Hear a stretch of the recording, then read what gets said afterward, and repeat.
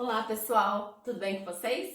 Estamos aqui para a parte final da nossa aula sobre evolução. Hoje a gente vai falar um pouco sobre evolução humana, tá? Então a gente percorreu desde o princípio, de onde surgiram as primeiras teorias de origem da evolução, né? A gente falou sobre Lamarck, Darwin, a gente comentou um pouco sobre seleção natural e artificial. E agora a gente vai comentar então um pouco sobre a nossa espécie e como que a gente tem a teoria até hoje em dia aceita, né? De que a nossa espécie chegou até aqui. Como que a gente conseguiu colonizar, então, o planeta Terra, certo? Para falar, então, sobre a evolução humana, é importante vocês entenderem um conceito muito importante. A gente está dentro de uma mesma família. Nós, os chimpanzés, os orangotangos e os gorilas, todos fazemos parte de uma mesma família. Qual é essa família, então? É a família Hominidae, certo? Toda vez que eu tenho o A e o E junto, eu pronuncio com som só. Eu falo hominide, certo?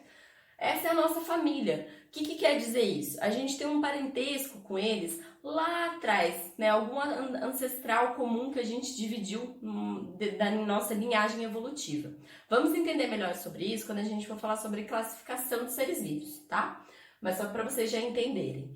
É bem visível pra gente quando a gente vê um orangotango, um chimpanzé ou um gorila se movendo, interagindo uns com os outros, que tem algumas semelhanças visíveis já, né, em relação às características deles que a gente compartilha, certo? O jeitinho de olhar, o jeitinho de cuidar do filho, o jeitinho que se mexe, que pega as coisas, né, é bem parecido mesmo, tá? Então, quando vocês tiverem a oportunidade de observar isso, seja num zoológico, seja na internet, é legal para vocês conseguirem perceber, então, quais são os graus que unem a nós a essa mesma família, certo? É interessante também falar que dos grupos que a gente está falando, o chimpanzé é o que mais está perto da gente. Ele tem 95% do material genético similar ao nosso. Quer dizer o quê? Se eu pegar o nosso material genético e o material genético do chimpanzé, são pequenas as diferenças entre um material genético e o outro. Eu consigo achar essas diferenças e distinguir.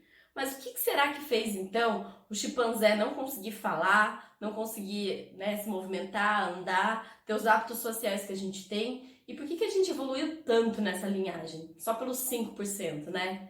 Essa reflexão que eu quero trazer para vocês hoje, para a aula, e trazer essa reflexão também como uma forma de estudo para a vida, tá? Deixo aqui para vocês já uma dica muito importante, que é um livro que para mim é o livro de cabeceira. Eu leio ele, acho que é a terceira vez que eu tô lendo, e ele tem informações muito importantes sobre isso, sobre toda a parte de evolução humana, certo? É o Sapiens, do Yuval. Ele tem a versão, né, em audiobook, em versão Kindle, se vocês acharem mais fácil. E ele é um livro que explica tudo isso que eu tô falando numa aula curta, em muitas páginas, com muito estudo, muito embasamento, tá? Então hoje eu vou conseguir falar para vocês só uma parte de tudo que eu queria falar. A gente ainda vai ter um conteúdo mais aprofundado na parte do ensino médio, né? Quando vocês estiverem no ensino médio. Mas já é interessante como uma forma de leitura para vocês. É uma leitura bem gostosa, bem simples e com muito embasamento, tá? Vou ficar a dica aqui para vocês. Então, o chimpanzé é o que está mais próximo a gente. A gente fala que tem então esse ancestral comum. Cuidado quando a gente fala sobre ancestral comum, porque muita gente confunde. Acha que o ancestral comum, quer dizer que a gente descendeu dos chimpanzés, ou os chimpanzés descenderam da gente, ou então, né, é uma coisa muito próxima um do outro. Não. O chimpanzé, ele tá aqui na linhagem evolutiva separado do homem, certo? O que eles dividem são um ancestral comum, ou seja, um ponto de convergência na evolução antes deles que fez com que depois surgissem coisas diferentes. Dentre essas coisas diferentes surgiram os chimpanzés e os homens, tá? Mas não quer dizer que um descendeu do outro. Até comentei isso com vocês em relação àquela imagem que a gente costuma ver do homem, né, evoluindo e ficando em pé e andando, sabe? Aquela imagem clássica de evolução. Cuidado, porque não é, na verdade, a evolução ela não é linear dessa forma, e a gente não foi, na verdade, ganhando características, né, que nem Avatar, que eu brinco com vocês, né, até a hora da gente ficar em pé e conseguir sair andando. Não, a evolução ela anda, na verdade, com muitas ramificações. Então, de vários ancestrais comuns surgiram muitas espécies diferentes que foram selecionadas pelo meio E aí essas espécies diferentes, umas eram mais parecidas com outras, porque tinham esse ancestral comum, tá? Então, é uma coisa muito sutil, mas que a gente tem que ficar atento. Porque o ancestral comum que diz sobre as outras espécies, né? Então, o ancestral comum que vai falar que ele é muito, sim, parecido com o chimpanzé e com o homem. Mas não podemos dizer que o chimpanzé e o homem vieram, na verdade, de linhagens um do outro, tá? Só para ficar um pouco mais claro para vocês. Então, quem que é o homem nessa história toda? Bom, o nome do homem, o nome científico do homem, como o homem é apelidado, né, no meio científico, é o Homo sapiens. Hoje em dia a gente até classifica como Homo sapiens sapiens. Né? O livro de vocês está como Homo sapiens, mas a gente consegue achar também essa definição de sapiens sapiens. Então, o que quer dizer então? O Homo é sapiens de sapiência, de saber. É dentro dos homos que a gente vai estudar, ele é o ser que tem sapiência, que tem sabedoria, tá bom? Esse é o nome científico que a gente usa, só para comentar com vocês, que a gente vai estudar isso depois, mas o nome sempre vem em latim, que nem tá aqui, e o motivo de sempre vir em latim é porque é uma língua morta, então ela não sofre modificações, assim como a língua portuguesa, que sofre modificação de nova ortografia, né? E ela também é uma língua mundial, ela é uma língua que pode ser falada por outros países por ser base, raiz de muitas outras línguas, tá? Então se eu falar Homo sapiens aqui, ou falar Homo sapiens no Japão, a pessoa vai entender do mesmo jeito, porque a linguagem é universal. Dessa forma unifica, né? Fica mais fácil do que eu ter que descrever o que é um homem para um japonês e o japonês não fala português, certo? Então, essa nossa espécie que a gente conhece, o Homo sapiens, o ser da sabedoria, ele provavelmente surgiu na região da África há 200 mil anos atrás, 200, 150 mil anos atrás, e é uma espécie muito recente. Vocês já devem ter ouvido falar que na linha evolutiva, se a gente colocasse aí desde o surgimento da Terra até o surgimento do primeiro Homo sapiens, na linha evolutiva de um ano, se a gente fosse condensar todos esses milhões de anos em um ano, a gente ia ter, na verdade, a formação do homem no dia 31 de dezembro, nos últimos milésimos de segundos antes da virada do ano, né? Vocês já devem ter ouvido falar sobre isso. Porque o Homo sapiens na linhagem evolutiva ele é muito recente mesmo, tá? Então, gente, falamos sobre família, falamos, né, sobre a família Hominidae, que então compartilha algumas características similares entre si, né, o orangotango, o gorila, o chimpanzé. Falamos que o chimpanzé, ele tem um ancestral comum com a gente, ou seja, ele não descende, a gente não descende do chimpanzé e nem o chimpanzé descende da gente, mas a gente tem um ser evolutivo lá atrás que era muito, né, parecido com a gente e que dali surgiram outras espécies, dentre essas espécies o chimpanzé e o homem, certo? E aí a gente falou sobre o Homo sapiens, né, o nome científico, explicamos o nome científico, quanto tempo o Homo sapiens surgiu, e a gente também comentou um pouco, então, sobre o porquê que a gente usa o nome científico em latim, né, essa linguagem que a gente falou que é mundial, certo?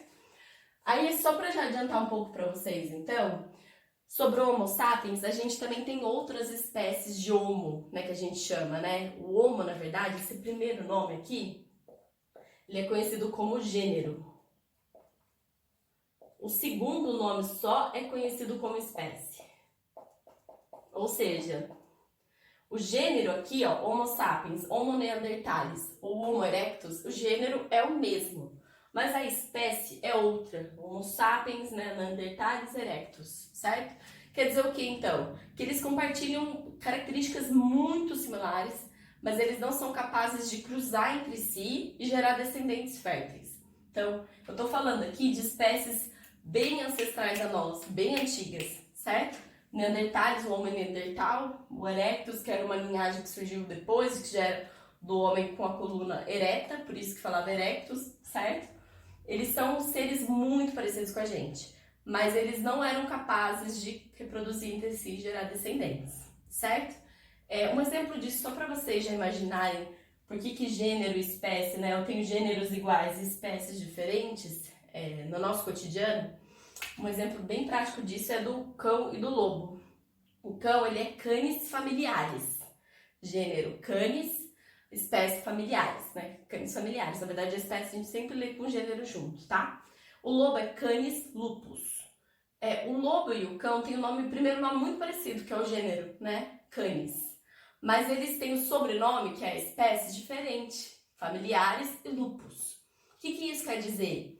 Que o cão e o lobo, eles podem até reproduzir entre si, mas não vão gerar descendentes férteis, isso não vai para frente. É uma forma da biologia bloquear aquela mistura de genes que não é saudável para o meio biológico, tá? Então a gente tem aí um exemplo que é bem prático da gente entender no nosso dia a dia, porque cão e lobo a gente consegue imaginar, tá? Mas a gente tem também na espécie humana gêneros que são iguais ao nosso, Homo, mas de espécies diferentes. O Neandertal, né, o Homo neanderthalis e o Homo erectus, certo? No livro de vocês, página 61, tem umas informações a mais sobre isso, é bem interessante vocês verem também. Eles compartilhavam algumas características bem parecidas com as nossas de hoje em dia, mas eles não tinham as mesmas habilidades que a gente tem hoje em dia. Não é à toa que hoje em dia a gente não tem mais essa espécie como sobrevivente. Eles não foram aptos a se adaptar ao meio, então eles saíram por conta da evolução, né, ao longo de anos, certo? E aí, então, falando sobre as espécies que a gente estava comentando, é legal também falar sobre o Australopithecus, que é um ancestral nosso, certo? O Australopithecus, ele é um grande turning point aí da biologia, que é onde surge o ser homo, o hominídeo, que a gente fala, bípede, ou seja, bi de dois, pede de pé, né? Tinha dois pés e ficava em pé. Então, esse Australopithecus, que é mais antigo, na verdade, que todos esses aqui que eu citei, né? Ele tinha essa capacidade de ficar em pé e andar nas savanas. E com isso, ele tinha uma visão mais ampla, ele conseguia ficar ali de cima, olhando tudo que estava acontecendo, já olhava o predador lá longe e ganhou na verdade, assim, ele teve uma vantagem evolutiva por conta disso, certo? Então, o Australopithecus com essa forma bípede, ele é uma grande evolução, né, um grande turning point do que a gente tem, do que tá para vir depois, até chegar às nossas características específicas, do porquê que a nossa espécie hoje é mais adaptada, né, ao nosso ambiente do que as outras que não ficaram, certo? Então, o Australopithecus, nosso ser antigo, era bípede, mas não possuía algumas características que a gente possui. Quais são essas? Bom, a primeira de todas as características que é muito importante a gente explicar é a questão do polegar opositor. Tá vendo? A gente tem, na verdade, esse polegar que ele forma um ângulo de 90 graus, né? Em relação aos outros dedos. Isso gera uma vantagem evolutiva muito grande pra gente, porque a gente é capaz de fazer o movimento de pinça, que garante uma melhor apreensão. Então vocês vão ver que criancinha muito pequena na escola até trabalha com isso, né? Movimento de pinça, de pegar as coisinhas, macarrãozinho, ficar colando, porque isso garante uma coordenação motora fina, muito sensível, né? E a gente também é capaz de tocar todos os nossos dedos. Então, com o nosso dedão, a gente consegue tocar todos os nossos dedos. Isso garante força e mobilidade, tá? Para o ser que estava lá na savana, então, era mais fácil agarrar as coisas, era mais fácil subir em algumas coisas, era mais fácil para os movimentos mais finos, tá? Aqui no livro de vocês está com o dedo opositor, não, polegar oponível. Mas é a mesma coisa, falar polegar opositor e polegar oponível, tá? Polegar opositor. Visão binocular, o que quer dizer isso? Em vez de ser como um pássaro, que eu tenho os olhos, né, que eles não estão no mesmo plano na caixa craniana, os olhos dos humanos, eles estão no mesmo plano reto, e eles, por serem juntos, terem essa visão junta do mesmo plano, eles têm uma visão de profundidade muito mais significativa. Então, o animal que ele tem a visão de, né, binóculo, que a gente fala de dois olhos também, mas não é plano, ele não consegue ter essa noção de profundidade. O ser humano consegue, então, ter essa sensação de profundidade, consegue fazer com que isso, então, ele sobreviva naquela época na África, né, a condições melhores do que os outros, tá? Então, é muito importante essa visão binocular para o homem, certo? A questão de profundidade. E a questão de vida familiar também. Então, por ter uma vida familiar, por os dividir em grupos, eles conseguiam trabalhar de forma em grupo e garantir a sobrevivência da espécie. Então, eles conseguiam trabalhar em grupos para caçar, para coletar, para fazer o que eles precisassem fazer. Isso foi uma grande vantagem evolutiva para nós também. Essas três características são muito importantes se você se lembrar sempre, tá? Polegar, visão e o familiar, beleza? Isso é importante para vocês se lembrarem. E acho que a gente falou sobre tudo, né? Agora fica então a dica para vocês do livro e também fica a dica para vocês sempre que puderem, né, dar uma olhada na internet, em vídeos sobre o assunto, que mostram isso de uma forma até mais didática, né, de aprofundar-se sobre o assunto. E eu acho que vai ser muito legal, porque é um assunto que tem muita coisa para se ver, certo? Obrigada pela aula de hoje. Vamos seguir para as próximas atividades.